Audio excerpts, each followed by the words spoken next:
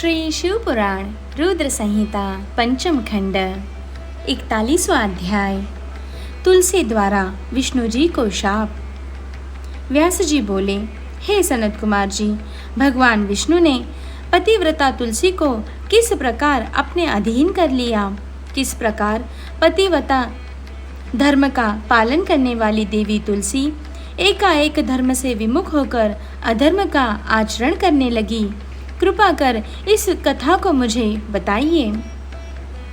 व्यास जी के प्रश्नों को सुनकर सनत कुमार जी बोले, हे महामुने, देवताओं के हित का सदा ध्येय रखने वाले भगवान विष्णु ने अपने आराध्य भगवान शिव की आज्ञा पाकर उनके द्वारा बताए गए कार्यों को पूर्ण करना अपना ध्येय माना। तब तुरंत वे ब्राह्मण का वेश धार कर शंखचूड़ से उसका कवच ले आए। तत्पश्चात वे अतिशीघ्र दैत्यराज शंखचूड़ के नगर की ओर चल दिए। भगवान विष्णु ने दैत्येंद्र के नगर के समीप पहुंचने से पहले ही अपना रूप बदल लिया। उन्होंने शंखचूड़ का रूप धारण कर लिया। फिर वे देवी तुलसी के पास पहुँचे। अपने पति शंखचूड़ को सामने पाकर देवी तुलसी फूली नहीं समाई, वह उनसे गले से लग गई। उसकी आंखों से अश्रुधारा बही जा रही थी। उसने अपने स्वामी को सिंहासन पर बैठाकर उनके चरणों को धोया और युद्ध का समाचार पूछा। शंखचूड़ का रूप धारण किए हुए भगवान श्री हरि विष्णु बोले, हे प्रिय, युद्ध के मध्य में ही ब्रह्मा जी ने मेरे और भगवान शिव के बीच संधि करा दी, इसलिए मैं वापस आ गया हूँ।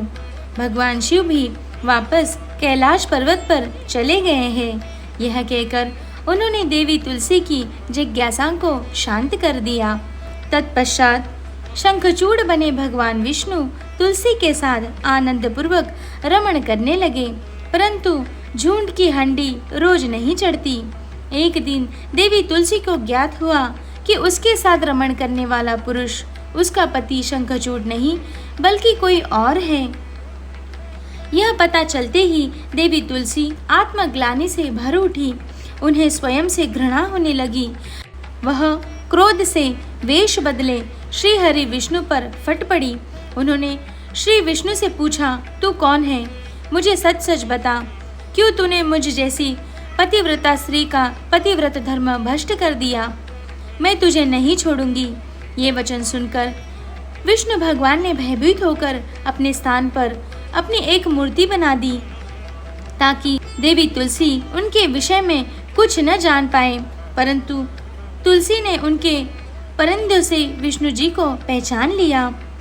तब गुस्से से उन्होंने भगवान विष्णु को शाप देते हुए कहा, हे विष्णु, लोग तुम्हें भगवान मानकर तुम्हारी पूजा करते हैं, पर वास्तव में तुम पूजा के योग्य नहीं हो। तुम तो सिर्फ पत्थर हो। तुम्हारे मन में दया भाव नाम की कोई वस्तु नहीं है। तुमने मेरे सतीत्व को भंग किया है और मेरे पति शंखचूड़ को मार डाला है। इसीलिए मैं तुम्हें शाप देती हूँ कि आज तुम अभी से पत्थर के हो जाओगे। यह कहकर देवी तुलसी अत्यंत दुखी मन से रोने लगी। देवी तुलसी का दिया शाप सुनकर भगवान विष्णु भी दुखी हुए और भगवान शिव का स्मरण करने लगे।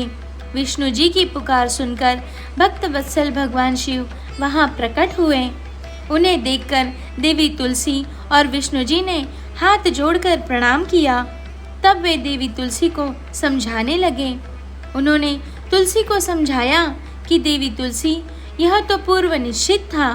शंखचूड़ को मिले शाप के फलस्वरूप उसका जन्म दानव कुल में हुआ और इसी कारण उसे मेरे हाथों मृत्यु प्राप्त हुई है। देवी, तुम्हारी मनोस्थिति मैं समझ सकता हूँ, परंतु यह संसार नश्वर है। अंत तुम अपने द्वारा की गई तपस्या का फल लो और इस शरीर को त्याग दो। मेरे आशीर्वाद के फलस्वरूप तुम्हें दिव्य देह की प्राप्ति होगी। तुम्हारी श्री हरि विष्णु में विशेष प्रीति होगी। इस शरीर को त्यागने के पश्चात जब तुम नया शरीर धारण करोगी तो तुम गंडकी नाम की नदी होगी और सभी के द्वारा पूजित होने के कारण प्रधान रूपा तुलसी के नाम से विख्यात होगी। चाहे स्वर्ग हो या पाताल या फिर पृथ्वी, तुम वनस्पतियों में श्रेष्ठ होगी तथा श्री हरि की विशेष कृपा सदा तुम पर रहेगी। तुमने जो श्री हरि को शाप दिया है वह भी अवश्य पूरा होगा। गंडकी के तट पर सदा भगवान विष्णु भी पाषाण के रूप में स्थित होंगे। तेज दांतों वाले अनेक कीड़े उस शिला को छेद छेद कर उसमें चक्र बना देंगे। उस शिला को इस जगत में शालिग्राम के नाम से प्रसिद्धि मिलेगी। यह कहकर भगवान शिव अंतर्धान हो गए। तत्पश्चात देवी तुलसी ने अपना शरीर त्याग दिया और गंडकी नदी बन गई। तब श्री हरि विष्णु ने भी उस नदी के तट पर पाषाण के रूप में निवास किया। श्री शिव पुराण रुद्र संहिता पंचम खंड 42वां अध्याय हिरण्याक्ष वध। नारद जी बोले, हे ब्राह्मण, आप मुझे भगवान शिव की उन उत्तम लीलाओं के विषय में बताइए जिनकी ये लीलाएं बड़ी सुखदायिनी हैं। ब्रह्मा जी बोले, जलंधर के संहार के बारे में जानकर देवी सत्यवती के पुत्र व्यास जी सनत कुमार जी से यही बातें पूछने लगे। तब उनकी उत्सुकता देखकर सनत कुमार जी बोले, हे व्यास जी, अब मैं तुम्हें अंधकासुर नामक दैत्य के शिवगण बन उनकी भक्ति में लीन रहने की कथा सुनाता हूँ। एक समय की बात है, देवादिदेव भगवान शिव अपनी प्राण वल्लभा देवी पार्वती और अपने प्रिय गणों के साथ कैलाश पर्वत से काशी जा रहे थे। उनका विचार कुछ समय काशी में व्यतीत करने का था, इसीलिए उन्होंने अपने वीर गण भैरव को काशी का रक्षक बना दिया और स्वयं सबके साथ सुखपूर्वक निवास करने लगे। एक बार भगवान शिव पार्वती देवी के साथ आनंद पूर्वक विहार करते हुए मंदराचल नामक पर्वत पर गए। एक दिन शिव पार्वती बैठे आपस में वार्तालाप और मनोविनोद कर रहे थे। तभी देवी पार्वती ने अपने हाथों से भगवान शिव के नेत्र कुछ पल के लिए बंद कर दिए।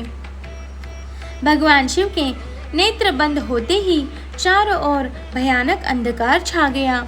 उसी समय भगवान शिव के माथे से पसीने से कुछ बूंदें निकली। जैसे ही वे बूंदें धरती पर गिरी, तुरंत ही एक जटाधारी काला विकृत डरावना राक्षस वहां उत्पन्न हो गया और वह जोर जोर से हंसने लगा। उसकी भयानक आवाज सुनकर देवी पार्वती एकदम चौंक गई और एकाएक उनके सामने यह भयानक जीव कहाँ से प्रकट हो गया है। तब देवी पार्वती ने भगवान शिव से पूछा, हे स्वामी, यह भयानक पुरुष कौन है? यह सुनकर भगवान शिव मुस्कुराते हुए बोले, हे देवी, यह आपका पुत्र है। जब आपने मेरी आंखें बंद की उस समय मेरे माथे से कुछ पसीने की बूंदें गिरी, उसी से यह प्रकट हुआ है। यह जानकर कि वह पुरुष उनका पुत्र है, देवी बड़ी प्रसन्न हुई। भगवान शिव ने उसका नाम अंधक रख दिया। उसी समय हिरण्यनेत्र नामक एक राक्षस पुत्र की प्राप्ति की कामना मन में लेकर वन में घोर तपस्या कर रहा था। उसी तपस्या से प्रसन्न होकर भगवान शिव उसे वरदान देने के लिए गए। उसने भगवान शिव से एक बलवान और वीर पुत्र की प्राप्ति की इच्छा प्रकट की। भगवान शिव बोले, हे हिरण्यनेत्र, मेरा पुत्र अंधक बड़ा ही वीर और बलवान है। तुम चाहो तो मैं उसे तुम्हें सौंप सकता हूँ। भगवान शिव के पुत्र को अपना पुत्र बनाने के लिए वह राक्षस व्यग्र हो उठा। उस पुत्र को प्राप्त कर हिरण्यनेत्र बहुत प्रसन्न हुआ और उसे गले से लगा लिया। भगवान शिव पुत्र अंधक को हिरण्यनेत्र को सौंपकर अपने धाम को चले गए। हिरण्यनेत्र अपने प्रिय पुत्र अंधक को साथ लेकर अपने घर लौट आया और उसको बहुत लाड़ प्यार से पालने लगा। तत्पश्चात हिरण्यनेत्र ने, जिसे हिरण्याक्ष भी कहा जाता था, पृथ्वीलोक और पाताल लोक के राज्य को जीतकर अपने राज्य में मिला लिया। दैत्यों के राजा उस हिरण्याक्ष के आतंकों से तीनों लोग कांपने लगे। यहाँ तक कि देवता भी व्याकुल और भयभीत हो गए। उन्होंने भगवान विष्णु को वाराह रूप धारण करके पाताल लोक भेजा।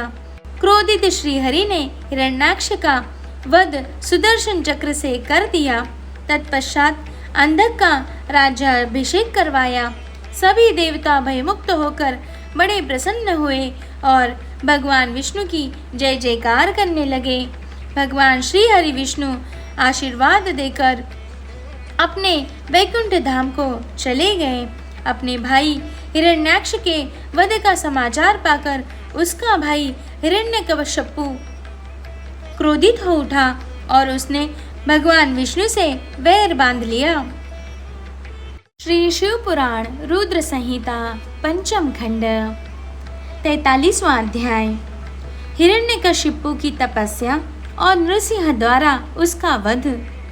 सनत कुमार जी बोले, हे व्यास जी, वाराह रूपधारी श्री हरि विष्णु द्वारा अपने भाई हिरण्याक्ष का संहार किए जाने से हिरण्यकशिपु बहुत दुखी और क्रोधित तो था ही, अंत उसने अपनी असुर सेना को देवताओं का संहार करने की आज्ञा दी तथा अपनी विष्णु भक्त प्रजा को भी दंड देने के लिए कहा।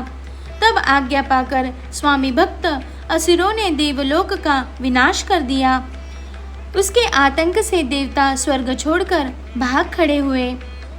हिरण्यकशिपु के राज्य में उसकी प्रजा को बहुत डराया जाता था। सभी ने भक्ति का मार्ग छोड़ दिया था। विष्णु भक्तों की खैर नहीं थी। एक दिन हिरण्यकशिपु अपने मृत भाई हिरण्याक्ष को जलांजलि देकर उसकी स्त्री और बच्चों से मिला और उन्हें सांत्वना दी। दैत्यराज हिरण्यकशिपु के मन में विचार आया कि यदि मैं अजर अमर अजेय हो जाऊं और मेरा कोई प्रतिद्वंद्वी न रहे तो कोई भी मुझे हरा नहीं सकेगा और तभी सभी मुझे झुककर प्रणाम करेंगे। यह सोचते ही हिरण्यकशिपु मंदराचल पर्वत पर जाकर घोर तपस्या करने लगा। तपस्या हेतु वह एक पैर के अंगूठे पर खड़ा था। सिर के ऊपर दोनों हाथ जोड़े आसमान की ओर देखते हुए वह घोर तपस्या कर रहा था। इधर जब हिरण्यकशिपु तपस्या में लीन था तो देवताओं ने असुरों से अपना राज्य छीन लिया। वे आनंद पूर्वक अपना राज्य करने लगे। हिरण्यकशिपु की तपस्या का तेज दिन प्रतिदिन बढ़ता ही जा रहा था। उसके तप की अग्नि से देवता तप्त हो उठे और भयभीत होकर ब्रह्मा जी के पास गए। तब सब देवताओं ने हाथ जोड़कर ब्रह्मा जी को प्रणाम किया। तत्पश्चात उन्होंने बताया कि हे प्रभु, दैत्यराज हिरण्यकशिपु की तपस्या के तेज से सब लोग भयभीत हो रहे हैं। आप कृपा करके हमें भयमुक्त कीजिए। सब देवताओं की प्रार्थना सुनकर ब्रह्मा जी हिरण्यकशिपु को वर देने के लिए उस स्थान पर गए जहाँ वह तपस्या कर रहा था। वहाँ जाकर उन्होंने हिरण्यकशिपु से कहा, वत्स, मैं तुम्हारी तपस्या से बहुत प्रसन्न हूँ। तुम जो चाहो मांग सकते हो। मैं तुम्हारी मनोकामना अवश्य पूरी करूँगा। ब्रह्मा जी के ये शुभ वचन सुनकर हिरण्यकशिपु ने आंखें खोल दी और हाथ जोड़कर सामने खड़े ब्रह्मा जी को प्रणाम किया। तत्पश्चात वह बोला, हे प्रजापति, हे पितामह, मैं चाहता हूँ कि मुझे कभी भी मृत्यु का भय न हो। मैं किसी अस्त्र शस्त्र, पाश, वज्र, सूखे पेड़, पर्वत, जल, अग्नि से न मरूं। देवता, दैत्य, मुनि, सिद्धवर अथवा सृष्टि की कोई भी रचना मेरा वध न कर सके। दिन रात, स्वर्ग नरक, पृथ्वी पाताल, अंदर बाहर, कहीं भी किसी भी समय मेरी मृत्यु न हो सके। ब्रह्मा जी ने प्रसन्न होते हुए तथास्तु कह दिया। तुम्हें तुम्हारे अभिष्ट फलों की अवश्य प्राप्ति होगी। जो वरदान तुमने मांगा है वह अवश्य फलीभूत होगा।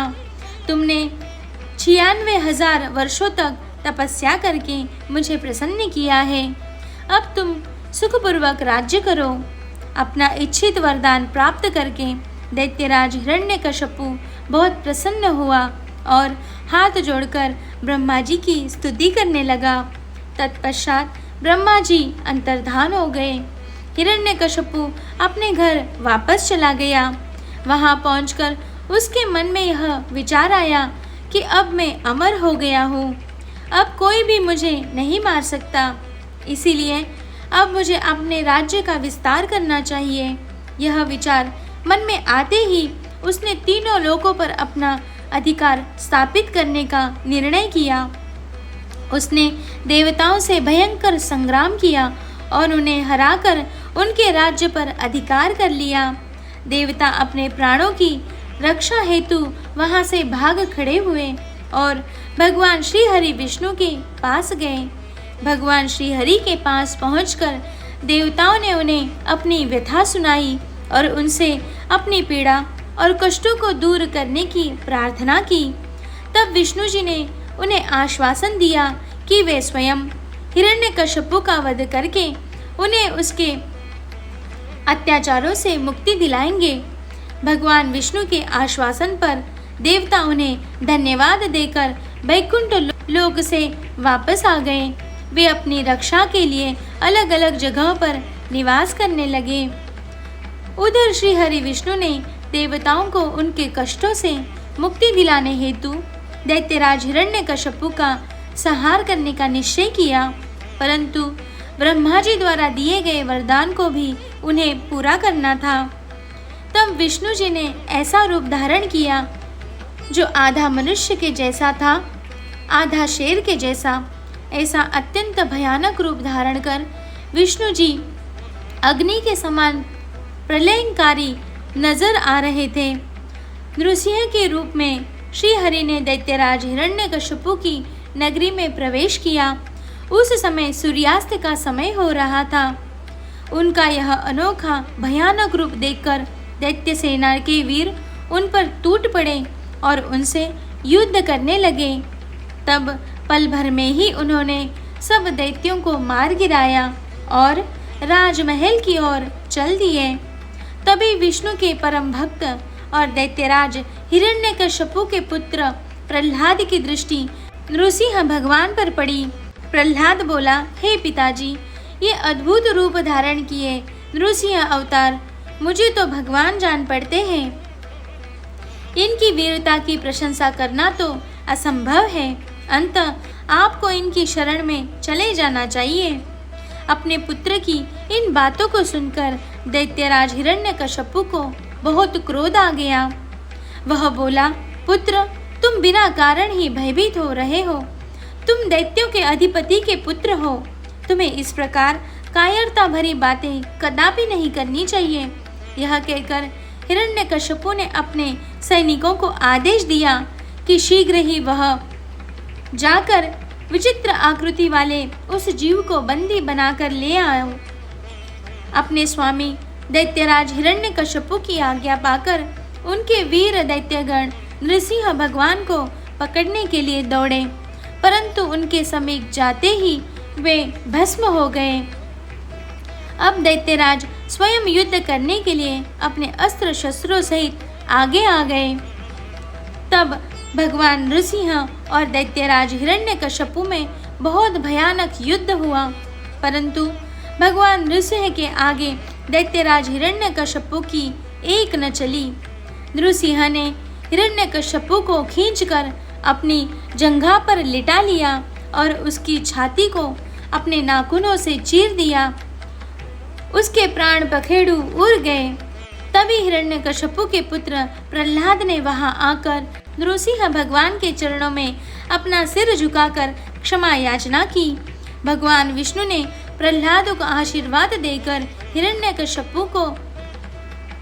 हिरण्यकशिपु का राज्य सौंप दिया।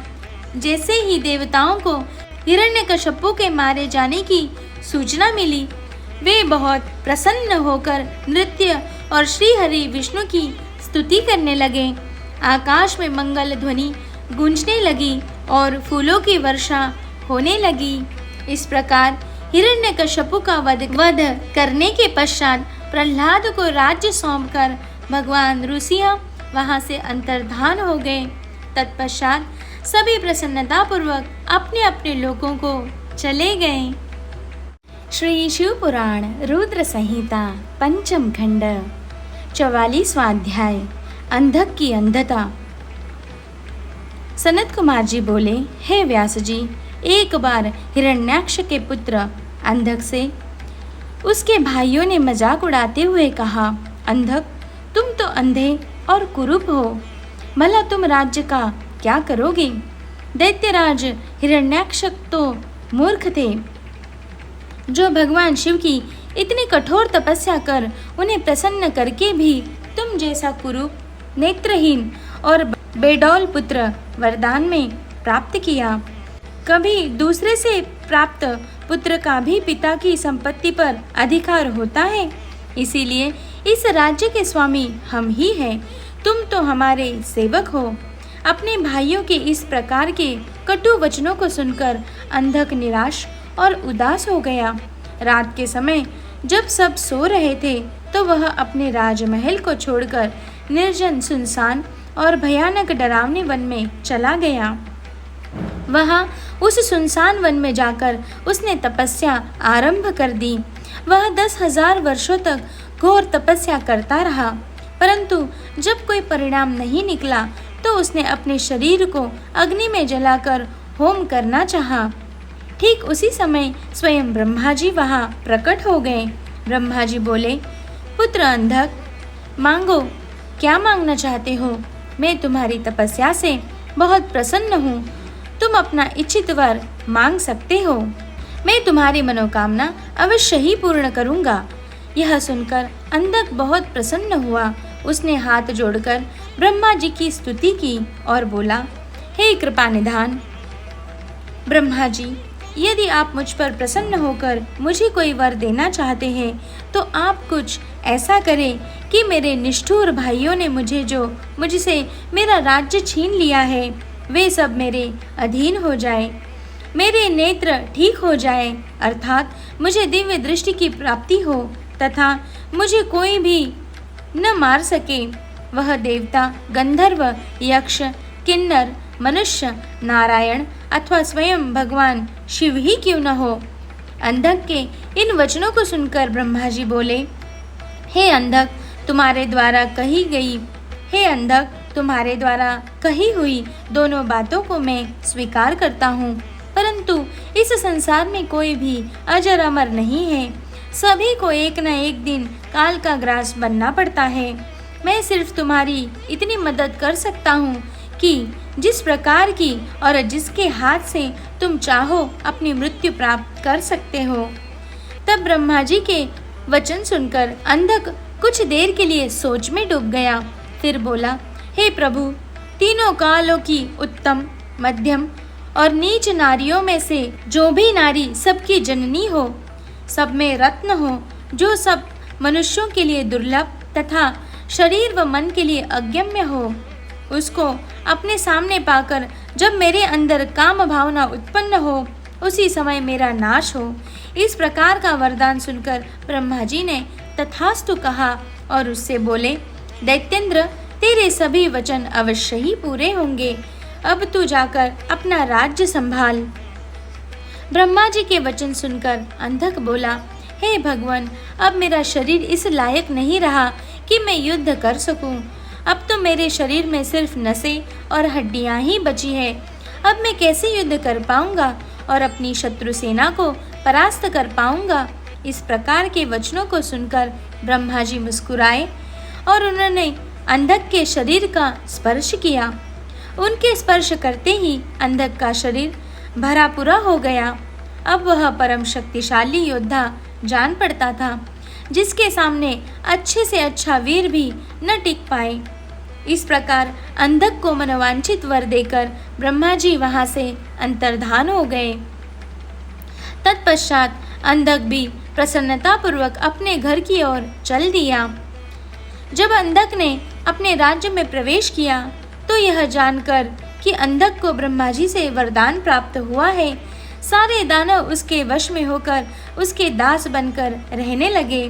तब अंधक ने विचार किया कि हमें दैत्य साम्राज्य का विस्तार करना चाहिए और अपने घोर शत्रु देवताओं को पराजित करके उनके राज्य पर अपना अधिकार स्थापित कर लेना चाहिए। यह सोचकर दैत्यराज अंधक ने अपनी विशाल दैत्य सेना के साथ स्वर्गलोक पर आक्रमण कर दिया और स्वर्ग पर अपना आधिपत्य जमाकर देवराज इंद्र को अपना बंधक बना लिया।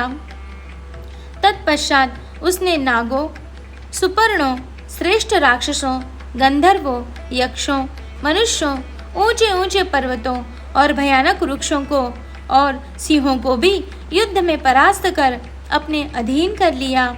अंधक मादांत होकर कुमार्गी हो गया। उसने स्वर्ग, भूतल और रसातल की सर्वश्रेष्ठ सुंदरियों को अपनाकर उनके साथ रमणीय विहार किया। दिन पर दिन वह बुराई के दलदल में धंसता जा रहा था। उसने वैदिक धर्म का पूर्णतः त्याग कर दिया था। एक दिन उसके दुर्योधन, वैदस और हस्ती नामक तीनों मंत्री उसके पास आए और बोले, हे दैत्येंद्र, हमने मंदराचल पर्वत की एक गुफा में एक मुनि को देखा है जो कि योग ध्यान में मग्न आंखें बंद करके बैठा है। उस रूपवान मुनि के मस्तक पर अर्धचंद्र, कमर में गजेंद्र की खाल बंधी है, सिर पर जटाजूट, गले में खोपड़ियों की माला तथा उसके शरीर पर बड़े भयानक सांप लिपटे हुए हैं। उस मुनि के एक हाथ में त्रिशूल तो दूसरे में डमरू है। अपने गौर अंगों पर उसने भस्म लपेट रखी है। उस तपस्वी का वेश बड़ा ही अद्भुत है। साथ ही एक विकराल वानर अनेक आयुधों को धारण किए उस तपस्वी की रक्षा कर रहा है। वही उसके पास में एक सफेद रंग का बैल बंधा हुआ है। उस तपस्वी के पास ही एक सुंदर रत्न स्वरूपा नारी बैठी है जो संपूर्ण शुभ लक्षणों से युक्त है। उसका रूप बड़ा मनोहरी है जो सभी के मन को मोह लेता है। उसने सुंदर मूंगे, मोतियों, मणियों और सोने के रत्नजड़ित आभूषणों को धारण किया है। वह इतनी रूपवती है कि जो उसे एक बार देख लेता है उसकी आँखों का होना सफल हो जाता है। उस परम सुंदरी को एक बार देख लेने के बाद संसार की अन्य किसी स्त्री को देखने की आवश्यकता ही नहीं पड़ेगी। स्वामी, आप इस त्रिलोक के अधिपति हैं। आपके पास इस संसार की सभी बहुमूल्य और अमूल्य धरोहर है। ऐसी परम सुंदरी रूपवती नारी को भी आपके अनमोल राज्य की ही शोभा बढ़ानी चाहिए। अंततः आप हमारे साथ चले और उस सुंदरी को यहाँ ले आए। अपने वीर मंत्रियों के इस प्रकार के वचन सुनकर दैत्येंद्र अंधक बहुत प्रसन्न हुआ और उसके मन में उस सुंदर नारी को देखने की इच्छा बलवती हो गई। उसने अपने मंत्रियों को आदेश दिया कि तुम शीघ्र ही वहां जाकर उस तपस्वी से उसकी सुंदर स्त्री को मांगकर मेरे पास ले आओ।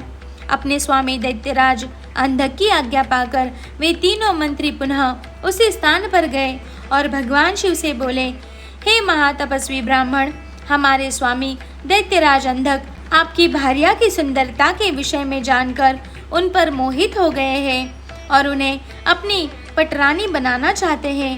आप सहर्ष उन्हें हमें सौंप दें। उनके ऐसे वचनों को सुनकर शिवजी को बहुत क्रोध आ गया, परंतु वे फिर भी सिर्फ इतना ही बोले, दैत्यो, ये मेरी भार्या है। ये स्वयं शक्ति संपन्न और सिद्धि रूपा है। देवी स्वयं अपने भक्तों के कष्टों को दूर करती है। आप अपनी परेशानी इन्हें बताइए, ये अवश्य ही आपके दुखों को दूर करेंगी। भगवान शिव के ये वचन सुनकर क्रोधित और मदांत दैत्य और कुछ न बोले और वहाँ से वापस आ गए। तब दैत्यराज अंधक को उन्होंने वहाँ घटित हुई सारी बातें बढ़ा चढ़ा कर बताई, जिन्हें सुनकर दैत्येंद्र का क्रोध 7वें आसमान पर चढ़ गया। तब वह मूढ़ बुद्धि दैत्य सुंदरी को पाने के लिए आतुर हो उठा। उसने स्वयं वहां आकर उस रत्नों में सर्वश्रेष्ठ रत्नों को अपने साथ लाने का निश्चय किया। श्री शिव पुराण रुद्र संहिता पंचम खंड 45वां अध्याय। युद्ध आरंभ। सनत कुमार जी बोले, हे व्यास जी, जब इस प्रकार अंधक के उन तीनों मंत्रियों ने वहां आकर अंधक को सब बताया, तब क्रोधित होकर वह स्वयं वहां जाने को आतुर हो गया। तब मदिरा पान करके वह अपनी विशाल सेना को साथ लेकर मंदराचल पर्वत की ओर चल दिया। वहां रास्ते में उसकी मुठभेड़ भगवान शिव के वीर गणों से हो गई। उनमें बड़ा भारी युद्ध हुआ। शिवगणों ने दैत्य सेना को मार मार कर वहां से भगा दिया। वीर बलशाली दैत्य विरोचन, बलि, बाणासुर, सहस्त्रबाहु आदि बड़ी दृढ़ता से लड़े, परंतु शिवगणों ने उन्हें वहां से खदेड़ कर ही दम लिया। उस समय वहां की धरती रक्त से लाल हो गई। जब असुरों की सेना ने देखा कि वे किसी भी प्रकार से शिवजी के गणों को नहीं हरा पाएंगे, तब वे स्वतः ही वहां से लौट गए। उधर जब वहां शांति हो गई, तब भगवान शिव अपने प्रिया देवी पार्वती से बोले, हे प्रिय, मैं यहाँ पर अपने उत्तम पाशुपत व्रत का पालन करने के लिए आया था, परंतु यहाँ पर मेरे व्रत में विघ्न पड़ गया है। अब मैं इस व्रत को यहाँ पर पूरा नहीं कर सकता। इस व्रत को पूरा करने के लिए मुझे पुनः किसी अन्य निर्जन स्थान पर जाना पड़ेगा। देवी, तुम यहीं पर रहो और मैं किसी अन्यत्र स्थान पर जाकर अपने पाशुपत व्रत का अनुष्ठान पूरा करूंगा। यह कहकर भगवान शिव ने अपने व्रत को पूरा करने के लिए वहां से किसी दूर वन में चले गए और देवी पार्वती वहीं मंदराचल पर्वत पर एक गुफा में रहने लगी। भगवान शिव निर्जन वन में जाकर अपने पाशुपत व्रत को पूरा करने के लिए घोर साधना करने लगे। उधर दूसरी ओर देवी पार्वती वहां अकेले रहकर अपने पति भगवान शिव के लौटने की प्रतीक्षा करने लगी। उनकी रक्षा के लिए भगवान शिव का गण वीरक सदा उनकी गुफा के बाहर पहरा देता रहता था।